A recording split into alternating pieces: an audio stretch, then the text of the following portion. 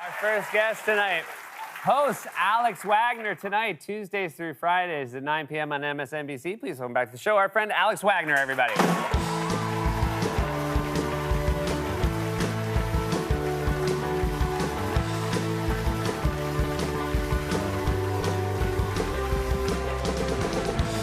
Thank you for being here. Thank you for having me. You got to do the live coverage thing last night. I sure did. 5 hours, 5 baby. hours, well done. 5 hours, I feel like that gives you a lot of time to develop some takes on it. Especially when they call the election like an hour in. An hour in. Yeah. This does seem like a night that was maybe bad for both of them. Do you feel like there's anything to that? I'm a glass half full kind of gal. Okay. Maybe good for both of them or ultimately bad. I think it was, I mean, it's bad for Trump as far as the general election, right? Yeah. It's very clear that college-educated voters, independents, do not like Donald Trump. He attracts his base and repels independents in equal measure. You know, I think for Joe Biden, it is. Are you talking about them? You're talking about Biden and Haley? No, I'm talking about Haley and Trump. Sorry, yes, excuse my me. mind is on the general. No, wait, what? For Nikki Haley, like, it's good that she did well in among people who actually aren't a huge part of the Republican primary electorate. It would be great if she could make it to the general election, but she's not going to. Yeah. It was a bad night for her. And now, you know, again, we saw, and we just showed a clip, she came after him pretty hard about his electability problems in general. Yeah. Do you feel like the rest of the field before they dropped out, do you feel like they made a mistake not making that case earlier? Can I just say, just to put a fine point on, like, criticizing Trump, yes, she makes a point about his cognitive decline. She makes a point about how he's not a kingmaker in contested, tight elections. But there are a lot of big elephants in the room that she doesn't talk about, like, I don't know, shredding the Constitution, saying he wants to be a dictator on day one and undermining democracy. Yeah. That stuff, like, I maintain she hasn't really gone for the jugular, but, you know, in this sort of modern GOP, the very fact that she's willing to utter, you know, the fact that he's a fallible candidate makes her, I guess, singular at this stage of the game.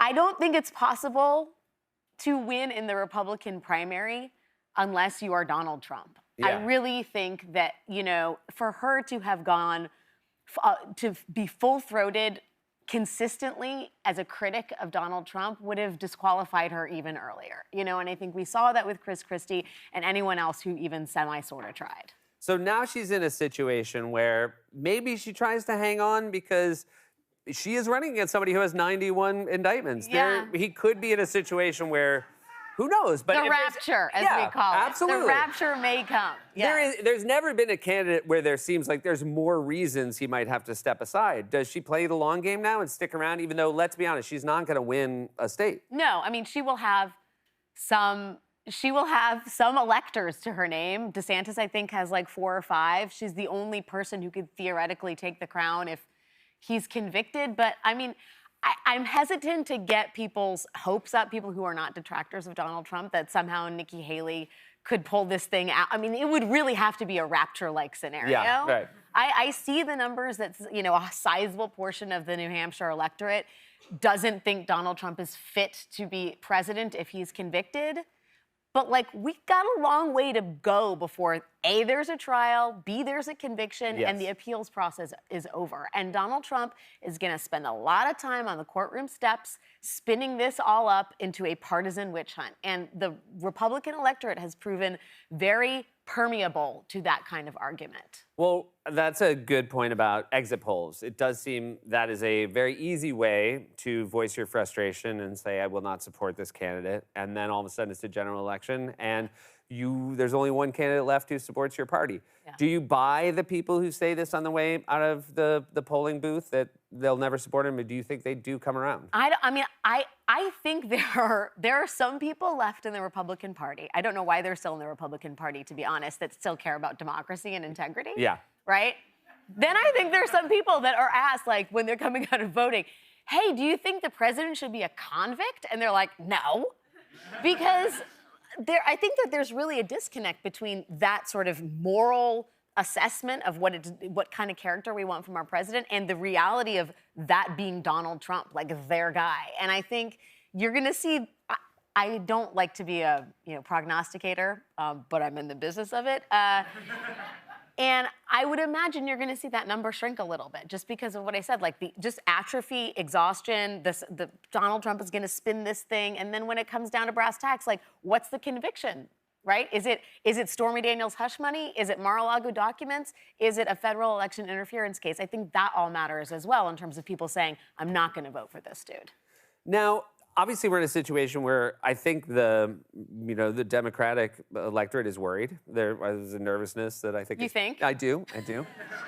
But I guess this comes back to it. There just seems to be less of a Republican Party as there is just Donald Trump. It's a cult of personality. So I guess we're not going to see Republicans freaking out in the same way because there are no Republicans in the way we classically think about it anymore that matter, right? It's Nikki Haley. But I also believe that if he turned around tomorrow and asked her to be his vice president, I think she'd say yes. Oh, yeah. Well, the devotion to Trump is so singular as to be almost a religion, right? So nothing else matters but him. I mean, the only policy proposal or the only policy he's talked about is immigration, which really feeds on xenophobia and racism more than a desire to fix our broken immigration system.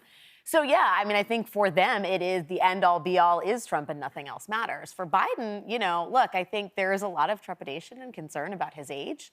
But, let's be real. Biden has done a bang-up job with the economy. He has canceled student loan debt. He canceled more student loan debt last week. He has done more on climate than any other American president. I mean, his record, given a one-seat majority in the Senate, is bonkers. And the fact that the dude is old should not erase what is a formidable record for his first 3 years in office. So I agree. What is the problem? Why do you feel like that message is, one, maybe not effectively getting out, and two, even when it's getting out, not resonating with people? Vibes, Seth. Yeah. I'm being told it's the TikTok vibes. Yeah. But the vibes are changing. I mean, the metrics about consumer confidence have gone up, I think, 15 to 20% in the last couple weeks. So that's a good indicator that maybe people are finally catching on. Part of it is narrative. Part of it is miseducation and redirection.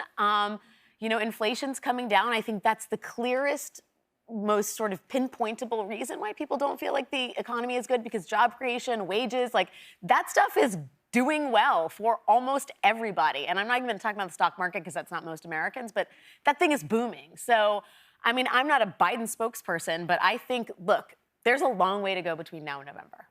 And people's opinions can change. There could be black swan events. The rapture could come. Yeah. People feel differently about this country month to month. And the Biden team is betting that people are going to feel better about the economy, their place they're in, and feel a lot worse about a narcissistic, potentially convicted felon being elected into office. It's not a bad long-term plan. Yeah, I mean... So on a personal level, you get to work an election night, as you said, called an hour in, not very dramatic. Do you feel any heartache about the fact that you're not going to have sort of a breathless primary season of the horse race politics that do make good television, but you're just not going to get it? I know. I mean, eating cold pizza at 11:30 at night with under-eye concealer flaking off your face, I'm going to miss it. No, it is actually, I am a little sad. Not just, let me just say, the lament of the TV host. I don't get to sit there on set and make the big party happen. I feel bad for democracy. It's a good 200,000 people have voted. We're a country of over 300 million people. It shouldn't be over now. There should be debates in the general election. There should have been debates in the primary season.